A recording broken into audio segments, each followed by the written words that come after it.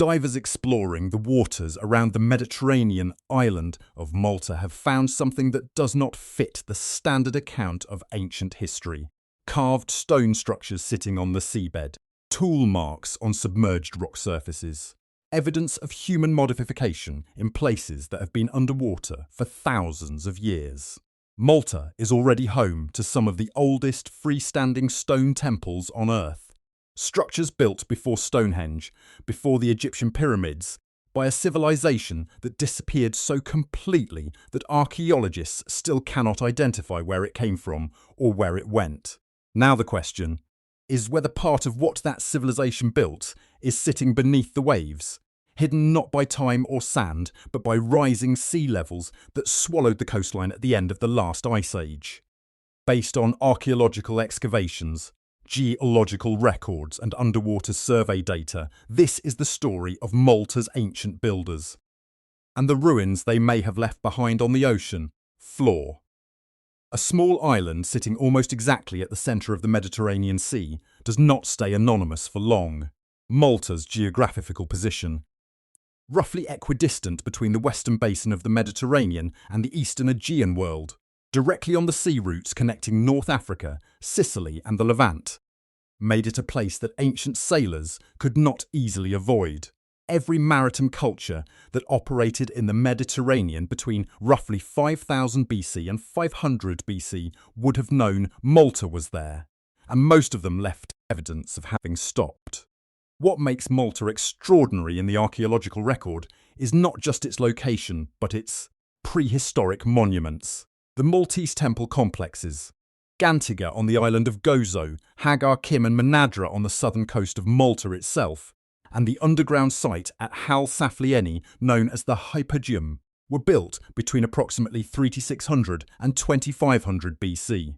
That makes them among the oldest freestanding stone structures on Earth.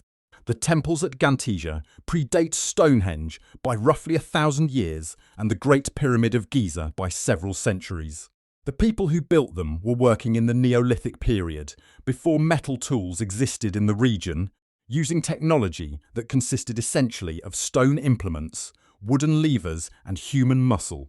The Hal Saflieni Hypogeum is particularly significant for the story that follows. It is an entirely underground complex, carved directly into the limestone bedrock of Malta over what archaeologists believe was a period of several centuries. The site extends across 3 levels to a depth of approximately 10 metres below the surface, with chambers whose acoustic properties, specifically a resonance in the range of 110 Hz that researchers have found affects human brain activity, appear to have been deliberately engineered. The people who carved Hal Saflieni were not randomly hollowing out rock. They were shaping space with intention, with an understanding of how enclosed stone chambers interact with sound that goes beyond accidental discovery. The civilization that built these structures then disappeared. Around 2500 BC, the Maltese temple builders vanished from the archaeological record entirely. No gradual transition to a successor culture, no evidence of conquest or absorption, just a sudden absence followed by a gap of several centuries before a new population appears in the record. Where the builders went and what happened to them remains one of the more genuinely puzzling questions in Mediterranean prehistory. The sea level around Malta today is not what it was when the temples were built. During the last glacial maximum, approximately 20,000 years ago, sea levels across the globe were roughly 120 metres lower than they are now, because an enormous volume of water was locked up in continental ice sheets. As those ice sheets melted over the following millennia, sea levels rose, not smoothly or uniformly, but in a general upward trend that continued until approximately 6,000 to 7,000 years ago, when they reached roughly their current position. For Malta, this means that the coastline visible today is not the coastline that existed when the Neolithic temple builders were active. The island was larger. Areas that are now underwater were dry land, potentially including shallow coastal zones where activity related to the temple complexes could have occurred. Geological surveys of the seafloor around Malta have confirmed the presence of drowned landscapes, ancient riverbeds, submerged shorelines, and in some locations, features that do not fit the profile of natural geological formations. In 1999, a Maltese diver named Sean Arago reported stone structures on the seabed off the coast of Malta at a depth that placed them well below any plausible natural explanation for their position. Subsequent investigation by researchers, including underwater archaeologist David Cardona, documented what appeared to be cut stone and artificially smoothed surfaces at the site. The structures were not definitively identified as man-made architecture in the formal archaeological literature. The evidence remains contested, but the features noted by investigators are consistent with human modification of the rock surface, and their depth is consistent with having been submerged by post-glacial sea level rise. This is not a claim that requires extraordinary assumptions. If people were living and building on the Maltese coastline during the period when sea levels were lower, and if sea levels subsequently rose to their current position, then evidence of that activity would now be underwater. That is a straightforward geological consequence of known sea level history, not a fringe theory. The question is how much activity there was, what form it took, and whether enough survives in recoverable condition to be studied.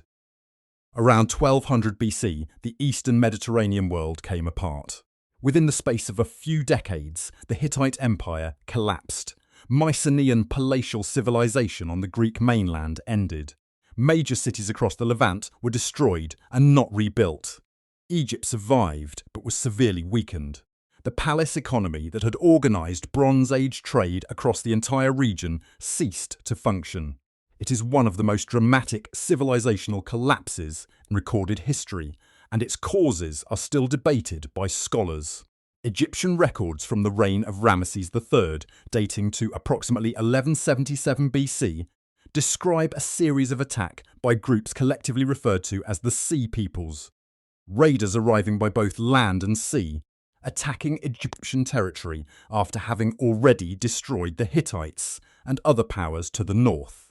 The records include names for several groups within this coalition: the Peliset, the Jekka, the Shekelesh, the Denyen, the Weshesh, but do not clearly identify where any of them came from. Scholars have proposed origins ranging from the Aegean to Anatolia to the Western Mediterranean, and the debate has not been resolved. What is known is that Malta's geographic position makes it a natural staging point for any maritime force operating in the central Mediterranean. The island sits at the narrowest point between the eastern and western basins of the sea, controlling the passage between Sicily and North Africa. Any naval force moving from the western Mediterranean toward Egypt would pass Malta or sail close to it. The island's natural harbours, its freshwater sources, and its existing stone infrastructure would have made it an attractive waypoint for resupply and shelter. Bronze Age weapons and tools have been recovered from Maltese waters and from cave sites on the island. Some of these finds date to the period of the Bronze Age collapse, indicating human activity on Malta during the relevant centuries. Whether that activity included use by Sea Peoples groups specifically is not established by the current evidence, but the geographical logic of Malta as a maritime hub during this period is sound, and the material evidence of Bronze Age presence is real. Malta's limestone geology is riddled with natural cave systems, and the island's ancient inhabitants used them extensively. The Hal Saflieni hypogeum alone contained the remains of approximately 7 zoozoid individuals when excavated at the beginning of the 20th century, a burial site of considerable scale that was in use over a period of more than 1,000 years. But burial sites are only one category of underground use.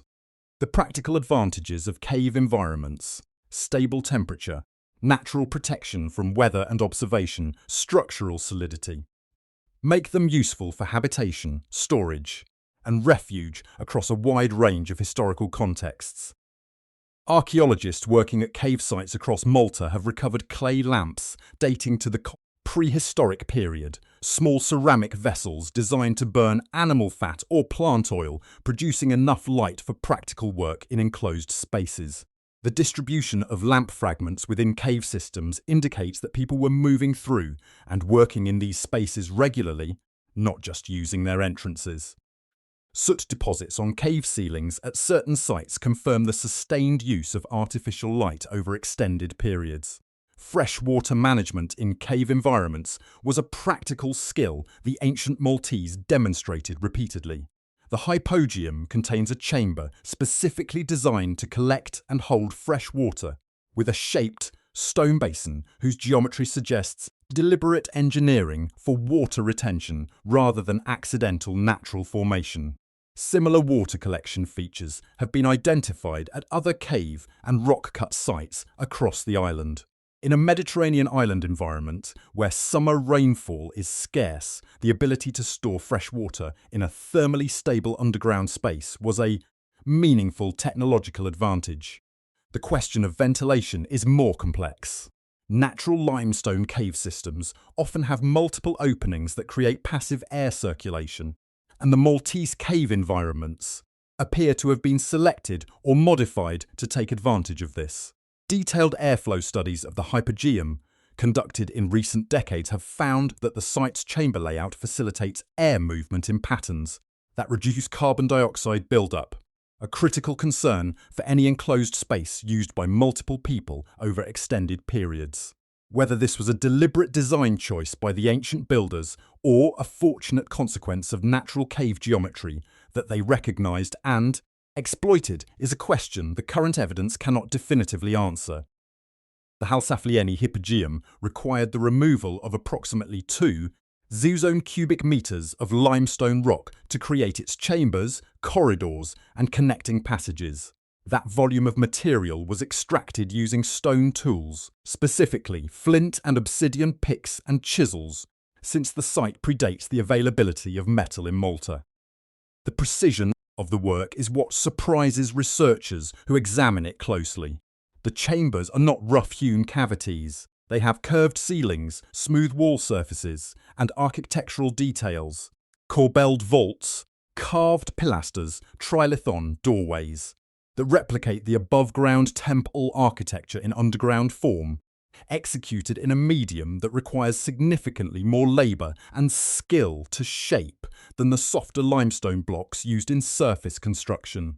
The acoustic engineering embedded in the hypogeum's design has been studied by researchers including archaeoacoustician Igor Reznikov and architect and researcher Paolo De Bertolis.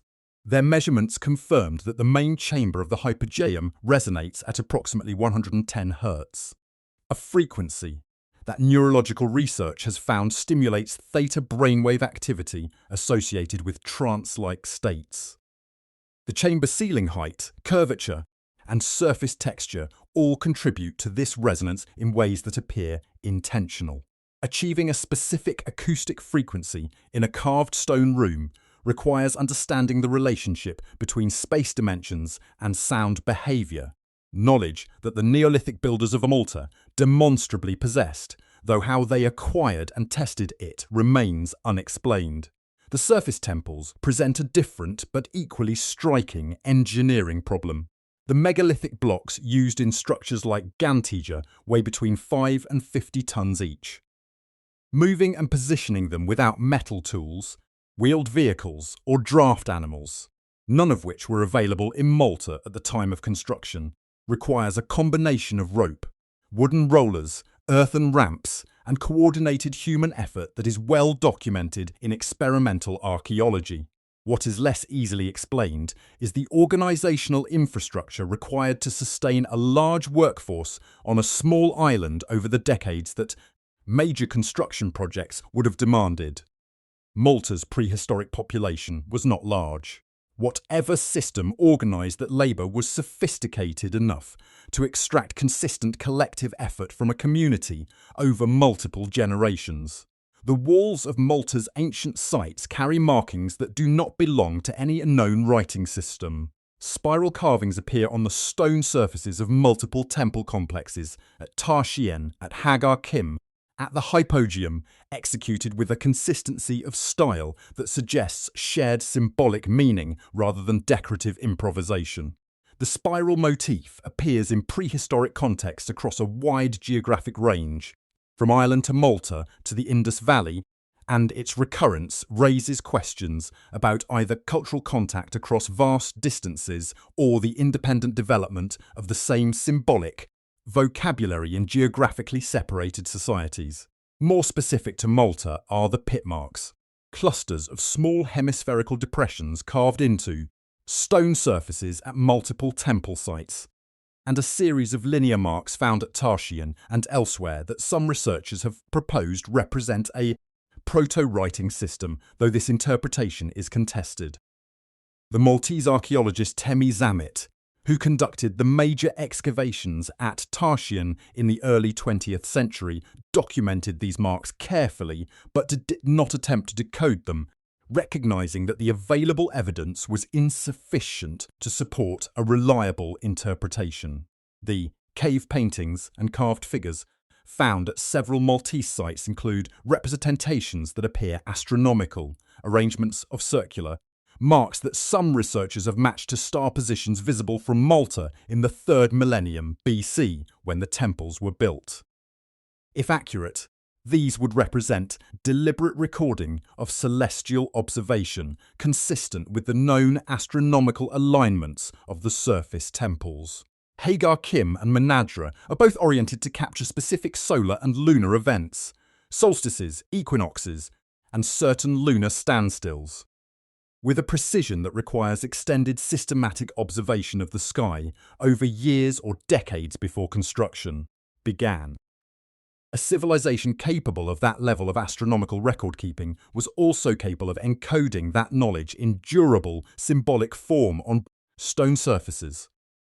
Whether the markings at Maltese sites represent that encoding or something else entirely remains an open question in the scholarly literature.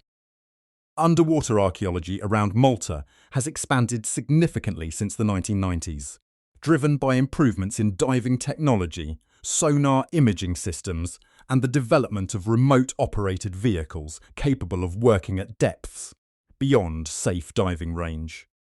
The results have been mixed in the specific sense that they have produced genuinely interesting data without yielding the kind of definitive discovery that would resolve the major questions about submerged activity around the island. Side-scan sonar surveys of the seafloor around Malta have identified anomalous features at several locations, areas where the seabed topography does not match the expected profile of natural limestone erosion or sediment accumulation. Some of these anomalies are in depth ranges consistent with having been at or near sea level during the prehistoric period of active construction on the island. Follow-up diver investigations of the more accessible anomalies have produced ambiguous results. Features that could be natural, could be the result of ancient human activity, or in some cases show characteristics of both simultaneously, as when natural cave systems appear to have been modified at their entrances or in their upper reaches. DNA analysis of human remains from the Hal Saflieni hypogeum, published in a 2019 study in the journal Scientific Reports, produced a significant finding. The genetic profile of the hypogeum's buried population showed close affinity with ancient populations from Anatolia, consistent with the broader Neolithic expansion from the Near East that brought farming and monument-building cultures to the Western Mediterranean, but notably lacked the genetic contribution from Pontic steppe populations that characterizes most later European populations. This suggests the Maltese temple builders were a genetically distinct community that did not mix significantly with the steppe origin populations that reshaped European genetics after approximately 3000 BC, and may explain the abrupt disappearance from the archaeological record if they were replaced rather than absorbed by the incoming population. The abandonment of Malta's temple culture around 2500 BC was not a slow decline. The archaeological evidence from the final phase of temple use at Tarshian and other sites suggests a relatively abrupt end, hearth fires that burned out and were not relit, objects left in place rather than removed or destroyed, structural maintenance that stopped without apparent cause. It has the character of a departure rather than a collapse. What triggered that departure is not established. Several hypotheses have been proposed by researchers over the decades. Climate deterioration in the form of extended drought is one candidate. Pollen analysis from multi-sediment cores shows evidence of significant vegetation change around this period, consistent with a reduction in rainfall that would have put pressure on a small island population with limited agricultural resources. Epidemic disease is another possibility that cannot be excluded. Population replacement by incoming groups from outside Malta, perhaps connected to the same Pontic steppe expansion that was transforming genetic profiles across Europe at this time, is a third option that the DNA evidence from the Hypogeum makes more plausible than it once seemed. Whatever the cause, the physical sites were left behind. The above-ground temples were sealed. At Tarshian, a thick layer of soil was deposited over the temple floors before the site was abandoned, possibly as a deliberate act of preservation or ritual closure. The Hypogeum was blocked. The knowledge of how to reach it and of what was inside was apparently lost within a generation or two, since the site was not reopened until a construction worker accidentally broke through its roof in a 190. 2. The question of whether any significant activity at coastal or underwater sites was similarly sealed or simply left to be covered by rising water is one that the current evidence cannot answer. Sea level around Malta was still rising during the final centuries of temple culture. The shoreline these people knew, and any infrastructure they may have built along it was being consumed by the sea during their own lifetimes. Any site as genuinely mysterious as prehistoric Malta attracts interpretations that range from the carefully evidenced to the speculative. Separating the two requires some precision about what the evidence actually shows and what it does not. What the evidence shows: Malta was home to a Neolithic civilization that built stone monuments of extraordinary scale and precision, using an organisational and engineering capability that is not fully explained by conventional accounts of Neolithic technology. That civilization disappeared abruptly around 2500 BC, leaving sites that were sealed rather than destroyed. The coastline that civilization occupied is now partly underwater due to post-glacial sea level rise. Divers have found features on the seafloor around Malta that some researchers interpret as evidence of human modification. DNA from the Hypogeum burials indicates a genetically distinct population that was replaced rather than assimilated. What the evidence does not show: any direct proof of submerged architecture meeting a definitive threshold for artificial construction. No recovered artifacts from the underwater sites that can be unambiguously stated and associated with specific cultural activity. No written record from any ancient source that describes Maltese underwater structures or their purpose. The gap between those two categories, what is known and what is claimed, is where most of the controversy lives. Researchers like the late Maltese historian Joseph Attard Tabone and independent investigators, including the Maltese Underwater Archaeological Unit, have argued that the seafloor anomalies warrant more systematic study than they have received. Mainstream archaeologists have generally been more cautious, noting that unusual seabed topography in a geologically active limestone environment has many natural explanations before it requires a human one. Both positions are reasonable given the current state of the evidence. Malta's ancient builders left behind physical evidence of a capability that does not fit comfortably into the standard narrative of gradual human technological development. They were Neolithic people working without metal, without writing in any deciphered form, without the institutional complexity of the Bronze Age states that followed them. And they produced temples precisely aligned to astronomical events, an underground complex with deliberate acoustic engineering and stone structures that have survived 5,000 years of Mediterranean weather. Whatever they understood about their physical environment, about stone, sound, light, water, and the movements of celestial bodies. They understood it well enough to encode it permanently in rock. The underwater question around Malta is ultimately a question about how much of the ancient world remains accessible. Sea level rise at the end of the last ice age submerged vast areas of coastal land across every continent. The coastlines where most ancient coastal and maritime activity would have occurred, because people have always preferred to live near water, are now underwater. Malta is one location among many where this systematic loss of the archaeological record is potentially recoverable through underwater survey. The technology to do that work now exists. The question is whether the institutional and financial support for systematic underwater archaeology around Malta and similar sites will be organised before natural processes, pollution, and unauthorised diver activity compromise whatever survives on the seabed. Climate change adds an additional dimension to this. The same sea level rise that is now threatening modern coastal infrastructure is a continuation, on a different timescale and from a different cause, of the same process that submerged the ancient Maltese coastline. The people who built the hypogeum watched the shoreline they had always known retreat from their beaches over their lifetimes.